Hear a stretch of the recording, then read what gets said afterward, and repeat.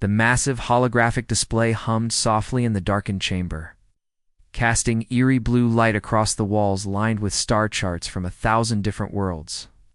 Kong Wu stood motionless before it, his weathered hands clasped behind his back as he studied the three-dimensional map that showed the known galaxy in all its sprawling glory.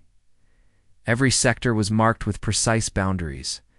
The crystalline worlds of the Veltar Empire gleamed like jewels in the northern spiral arm. The gas giant colonies of the methane breathers stretched across the galactic core.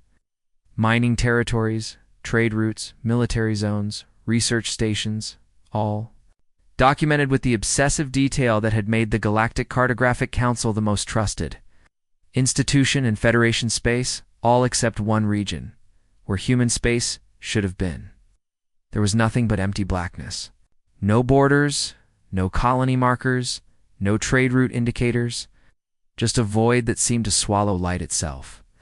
"Senior Wu," came a voice from behind him.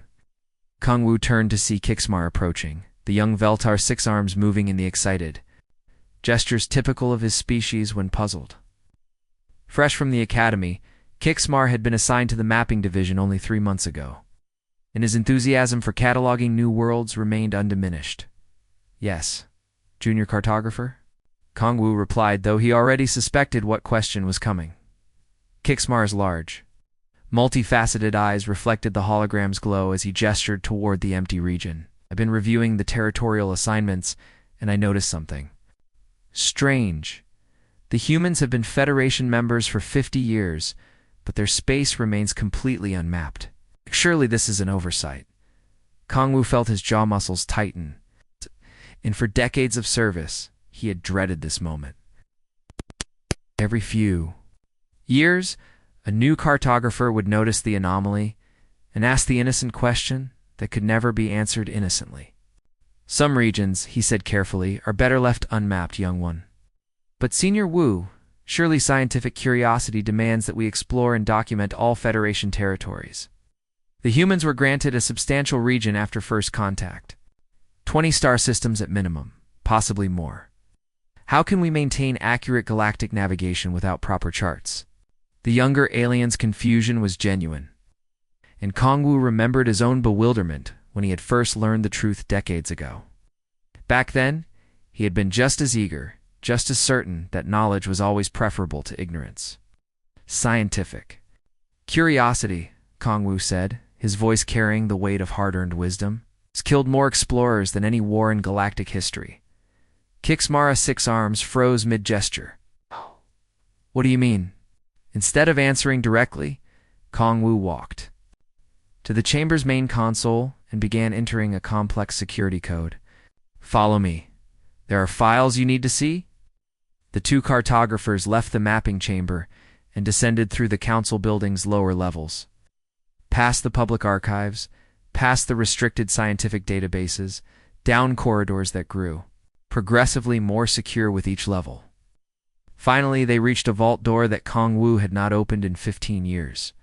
The biometric scanner read his palm, retina, and genetic signature before the massive door slid open with a whisper of escaping air. Inside, the vault was small and dimly lit, containing only a single pedestal upon which rested a data crystal that pulsed with an ominous red light. "What is it?" Kixmar whispered, his voice barely audible in the vault's oppressive silence. "Kong." Wu lifted the crystal with reverent care, as if it were a piece of radioactive material. "This contains the real reason we don't chart human space. The reason the Council voted unanimously to declare that region permanently off-limits to all Federation vessels." He inserted the crystal into a reader that had been specifically designed for this single purpose. The device hummed to life, and suddenly the vault's walls came alive with holographic displays showing star charts, exploration reports, and what appeared to be the testimonies of terrified survivors.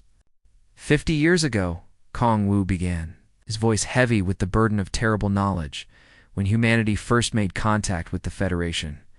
We made the same assumptions we always make about new species.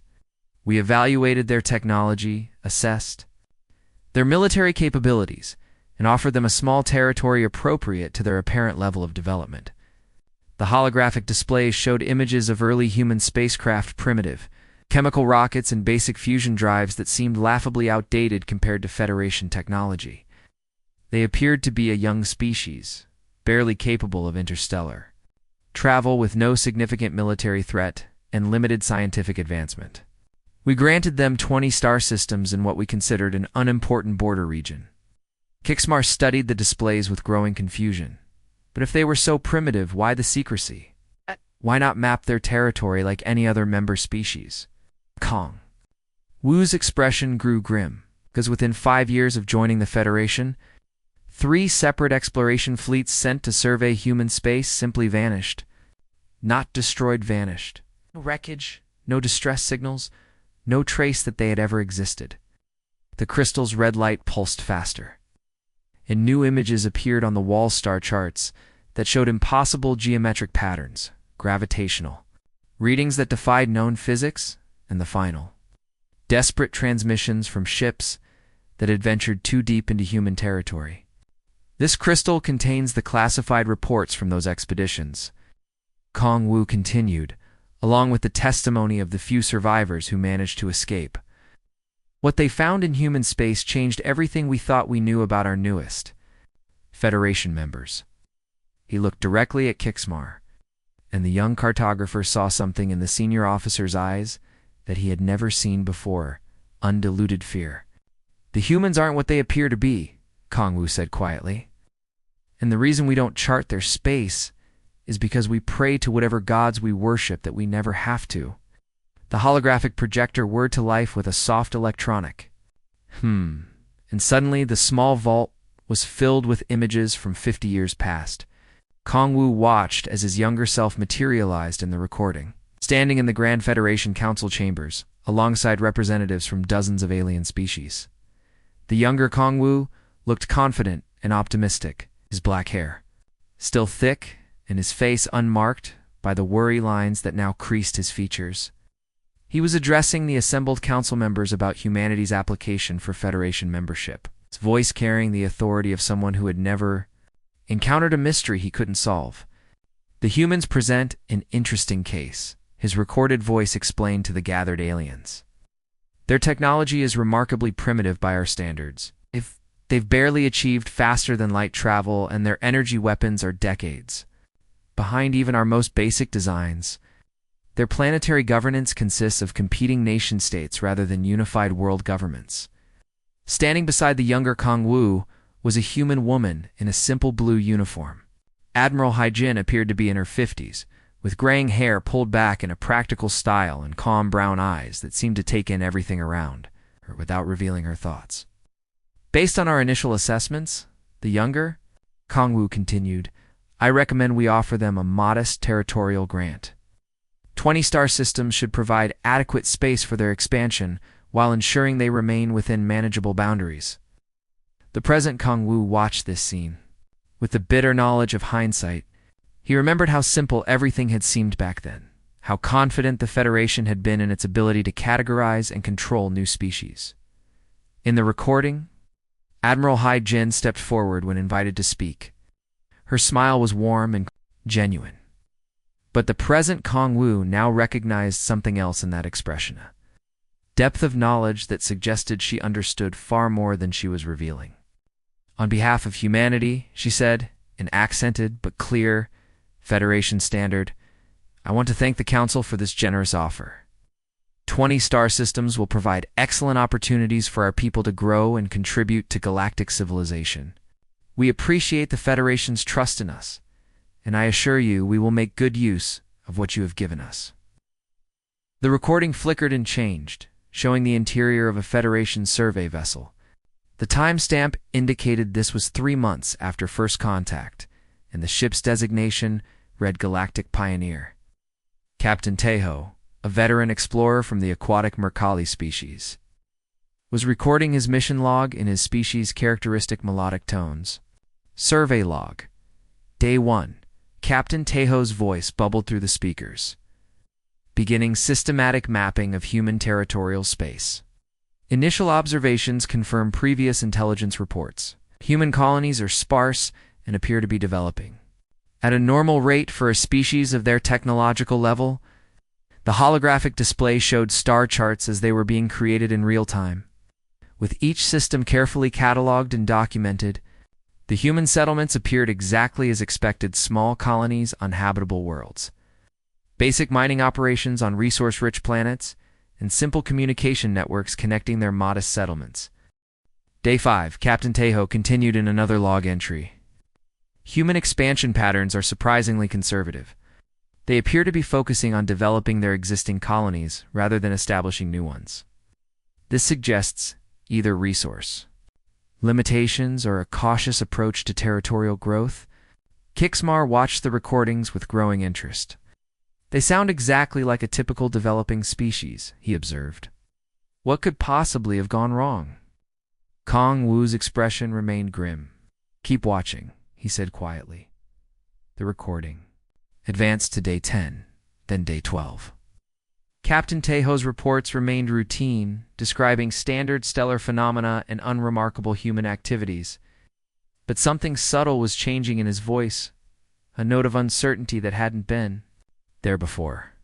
Day 15, Captain Tejo's voice crackled through the speakers, and now there was definite confusion in his tone. We've encountered what appears to be a gravitational distortion around the fourth planet in the Kepler 442 system. The readings don't match any known stellar phenomena. It's not natural. The mathematics don't work according to our current understanding of physics. The star chart display showed the anomaly as a swirling red mass that seemed to bend space around it in impossible ways. The gravitational readings fluctuated wildly, showing forces that should have torn the nearby planet apart but somehow left it completely undisturbed. Requesting permission to investigate, Captain Tejo continued. The humans claim it's a natural phenomenon, but our sensors indicate otherwise. There's something artificial about this distortion. The next transmission was filled with static, an interference, making Captain Tejo's words difficult to understand. This is impossible. His voice cut through the electronic noise. The star system, it's not where our charts say it should be. According to our navigation systems, we're in the right location, but the stars are in completely different positions. The holographic display showed the survey ship's instruments going haywire, with stellar positioning data that made no sense. Stars that should have been light years away appeared to be nearby. While nearby systems had somehow moved to distant locations, an entire star system has moved. Captain Tejo's voice was now filled with panic. That does moved, displaced. The fabric of space itself has been altered. How is this possible? What kind of technology could accomplish this? The recording quality deteriorated further. Captain Tejo's final transmission was barely audible through the static. Something's wrong with space itself here. Reality is ... unstable. The humans, they're not what we thought. They're not the... Transmission ended abruptly, leaving only silence in the vault. Kong Wu watched as Kixmara's 6 arms trembled with fear. What happened to Captain Tejo? The young cartographer whispered. The Galactic Pioneer was never seen again, Kong Wu replied. Neither was its crew of 43 beings. It simply vanished from existence, as if it had never been built. The holographic display shimmered and changed, showing a new scene from the Federation's archives. This time, the recording showed a large conference room filled with worried officials from across the galaxy. At the center of the room stood a woman with sharp, intelligent eyes and graying hair, pulled back in a simple ponytail. Dr. So? Young had been famous throughout the Federation for her work studying ancient civilizations. She had discovered the lost cities of the Veltar homeworld and decoded the mysterious writings of the extinct Zephyrian Empire. Her knowledge of alien cultures was unmatched. Her ability to solve impossible puzzles had made her a legend among researchers. The disappearance of the Galactic Pioneer was troubling, Dr. So Young was saying to the assembled officials. But when the second survey fleet vanished 3 months later, we knew we were dealing with something beyond normal explanation. Recordings showed her activating a holographic display that revealed the locations where Federation ships had disappeared. Each incident had occurred in different regions of human space. But they all shared one common feature: complete and total vanishment, without any trace or debris. When the third expedition failed to return, Dr. So-young continued, "The Federation Council asked me to investigate. I have assembled a team of the finest scientific minds from 12 different species. We will enter human space with the most advanced sensors and detection equipment the Federation has ever created." Kong-woo watched as his younger self nodded approvingly in the recording. Back then, everyone had believed that superior technology and scientific knowledge could solve any mystery. They had been so confident, so certain that they understood the universe and its laws. The scene shifted to show Dr. So-young's research vessel, the Scientific Endeavor, as it prepared to enter human territory. The ship was massive, bristling with sensor arrays and scanning equipment that could detect the smallest anomalies in space-time. Her crew included experts in physics, xenobiology, stellar mechanics, and quantum dynamics. Mission log, Dr. So-young, Day 1. Her voice echoed through the vault as the recording continued. "We have entered human space and are proceeding with systematic scans of each star system.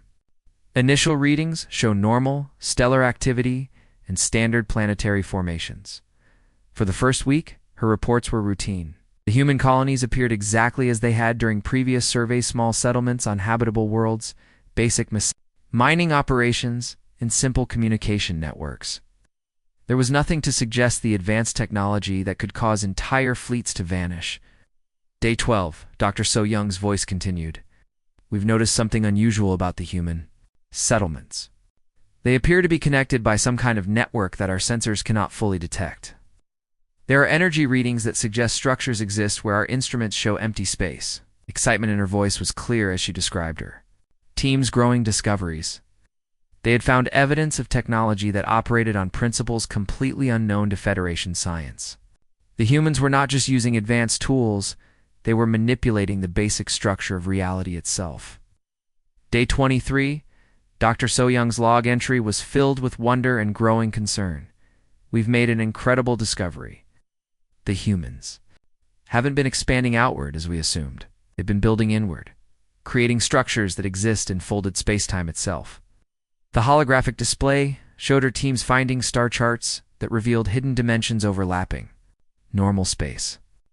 What the Federation had believed to be 20 simple star systems was actually hundreds, possibly thousands, all compressed into the same physical location through methods that defied understanding.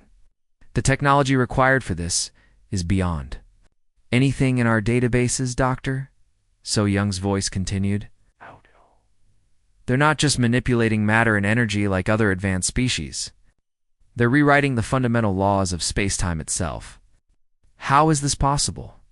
How long have they been capable of this level of reality manipulation?" Kixmar's 6 arms trembled as he watched the recordings.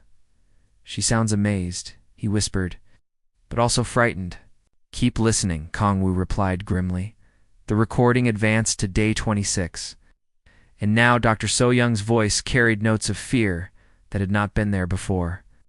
"We've approached what appears to be a major human installation. It's unlike anything we've ever encountered. The structure exists partially in normal space and partially in dimensions that our instruments cannot properly measure." Her description of the installation was difficult to follow, filled with technical terms and references to spatial geometries that seemed impossible. But the fear in her voice was unmistakable as she tried to explain what her team was seeing. "The humans have been very polite, but firm in their requests that we leave," she continued. "A commander named Park Jun has been trying to convince us to turn back. He keeps saying that some knowledge is too dangerous to possess. But we've come too far to give up now." The final transmission came 3 days later, and Dr. So-young's voice was barely audible, filled with a terror that made Kong-woo's blood run cold even 50 years later. "We've made contact with what the humans call a reality anchor," she whispered. "Commander Park Jun tried to warn us away, but we had to know. We had to understand. The construction we're seeing, it's not just defensive technology. Designed to contain something that exists in the spaces between normal reality." The recording became filled with static and interference.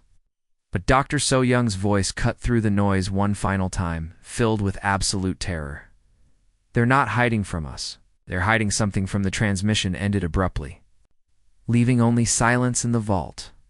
Dr. So-young and her entire team of 47 researchers, Kongwu said quietly, were never seen again.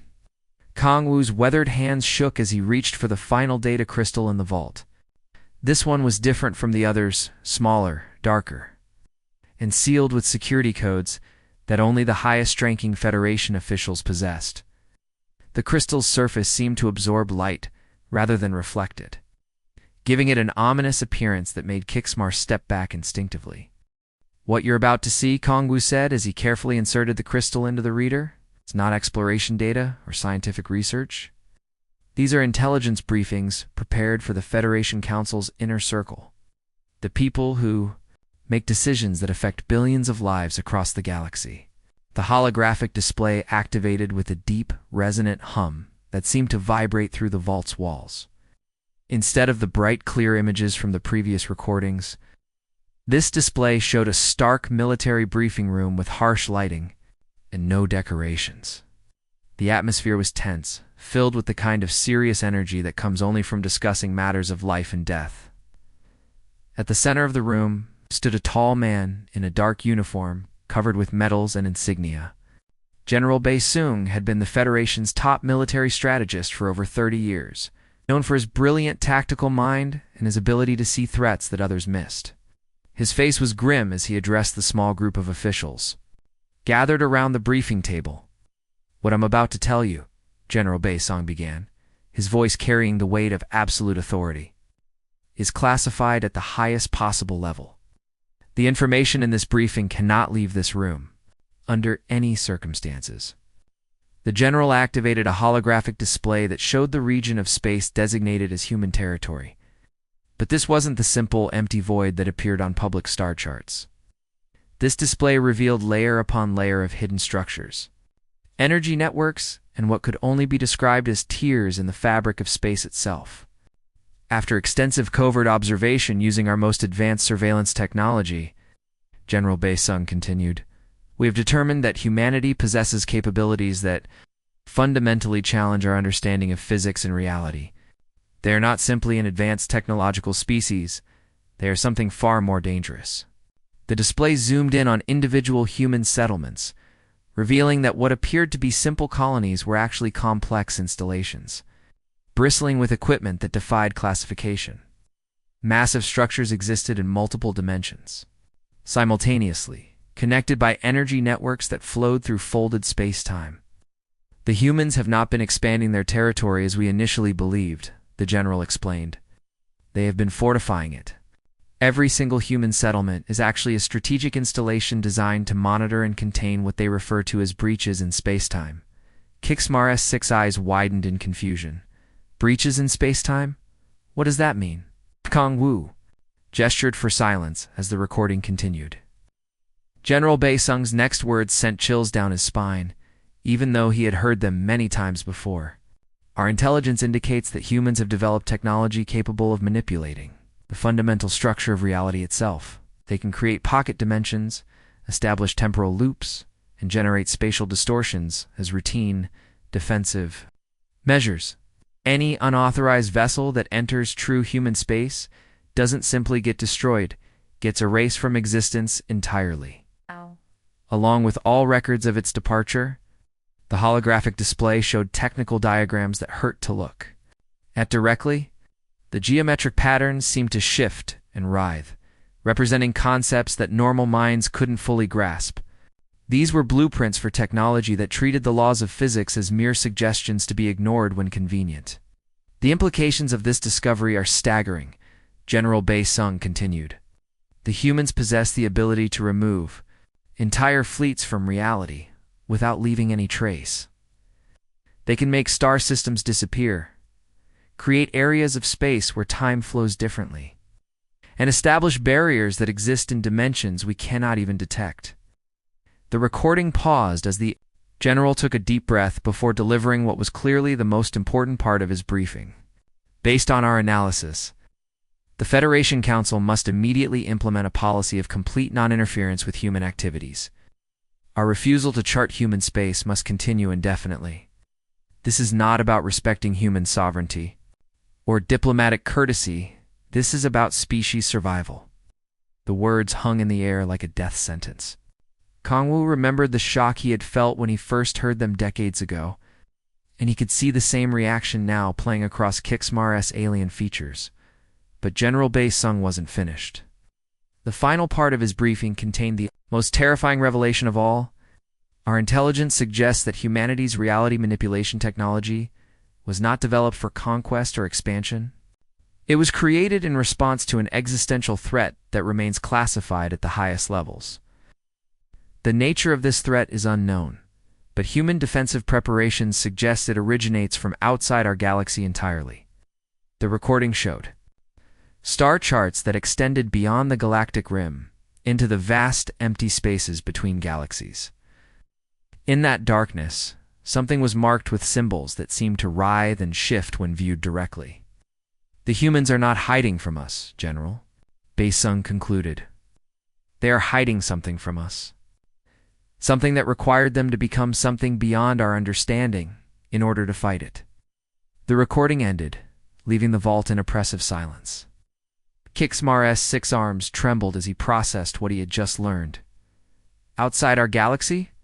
He whispered. What could possibly exist out there that would require such extreme measures? Kongwu looked at his young colleague with eyes that held the weight of terrible knowledge. Something, he said quietly, that required humanity to become something beyond our understanding to fight it. The neutral station floated in the empty space between Federation territory and the unmapped void that was human space. Kongwu had never been to this place before, and he wasn't entirely sure how he had managed to arrange the meeting. The communication channels he had used were so secret that even his high-level security clearance shouldn't have granted him access to them. The station itself was small and unremarkable. It's designed for discreet meetings that needed to happen away from prying eyes. Kongwu waited in a simple conference room, his hands clasped nervously on the metal table, as he wondered what kind of person would represent humanity in such a sensitive discussion. When the door opened, he was surprised by the ordinary appearance of the woman who entered. Ambassador Li Na looked like any human civilian he might encounter on a Federation trading post. She appeared to be in her 30s, dark hair pulled back in a simple style and wearing plain clothes that could have come from any market in the galaxy. But her eyes told a different story. They held depths that suggested she had witnessed things that would shatter the sanity of most beings. There was a weariness in her gaze that spoke of burdens carried for far too long, a sadness that seemed to reach into her very soul. "You've been reading the old files?" she said without any introduction or greeting. Her voice was calm and matter-of-fact, as if she had been expecting this meeting for years, wondered when someone would finally ask the right questions. Kongwu straightened in his chair, trying to project the authority of his position despite feeling completely out of his depth. "The Federation needs to know the truth," he said. "The disappearances, the spatial anomalies, the reality manipulation. Technology, we can't continue to pretend these things aren't happening." Li Na's smile was gentle, but filled with infinite sadness. "You're right, Senior Wu. It's time you understood what we've been protecting you from." She reached into her jacket and pulled out a small device that looked like nothing more than a simple metal cube. When she activated it, the conference room filled with a holographic star map unlike anything in Federation databases. This wasn't the clean, orderly galaxy that appeared on official charts. This version showed the galaxy as humans saw it, wounded and scarred, riddled with tears in space-time that led to something vast and hungry lurking in the darkness between galaxies. 50 years ago, when we first made contact with the Federation, Li Na began, we had already been fighting this war for over a century. The entities that exist in the void between galaxies had found our reality. They were trying to break through to consume everything that exists in normal space-time. The holographic display showed areas of space that seemed to writhe and pulse with malevolent energy. These weren't natural phenomena. They were wounds in reality itself, places where something from outside the universe was trying to force its way in. "Your people see our technology as weapons," Li Na continued, her voice never losing its calm tone despite the horror of what she was describing. "But they're wrong. Every human installation, every reality anchor, every defensive system we've built, it's all designed to keep them out. To keep your people safe." Kongwu stared at the holographic display, his mind struggling to process what he was seeing. "You mean all this time you've been fighting to protect the galaxy?" "Fighting and dying," Lena confirmed. "The technology that terrifies your people isn't a weapon of conquest. It's a cage. We've turned our entire space into a prison designed to contain things that shouldn't exist in our reality." Oh. The implications hit Kong Wu like a physical blow. And if the Federation were to chart human space, to explore it officially, ... The secret would be out, Lena finished. The galaxy would know that its continued existence depends on humanity's ability to guard the barriers between realities. Some knowledge is too dangerous to share, Senior Wu. Some maps are too terrifying to draw. She deactivated the holographic display and stood to leave, but paused at the door to deliver one final revelation. The Federation's refusal to chart. "Human space isn't just protecting your ships from annihilation," she said. "It's maintaining the illusion that the galaxy is safe, that there's nothing in the darkness worth worrying about." Kong Wu watched her walk away, disappearing into the station's corridors like a ghost carrying the weight of the universe. For the first time in his career as a cartographer, he was grateful for the empty spaces on his maps. Some voids were meant to remain unfilled when he returned to the Federation Council building. He found Kixmar waiting for him in the archive chamber. The young cartographer's 6 arms were trembling slightly, and his multifaceted eyes held the same haunted expression that Kong Wu had seen in his own reflection. "Will you record this in the official databases?" Kixmar asked quietly. Kong Wu sealed the classified files once more, his movements deliberate and final. "No," he said, "and neither will you. The weight of this secret will ensure that." Outside, the council building, the galaxy, continued its normal operations. Trade ships moved between systems, diplomatic missions negotiated treaties, and explorers mapped new territories. None of them knew that somewhere in the unmapped darkness of human space, the guardians of galactic civilization continued their eternal vigil against horrors that the galaxy could never be allowed to know existed. The maps would remain empty, and the universe would sleep peacefully in its ignorance.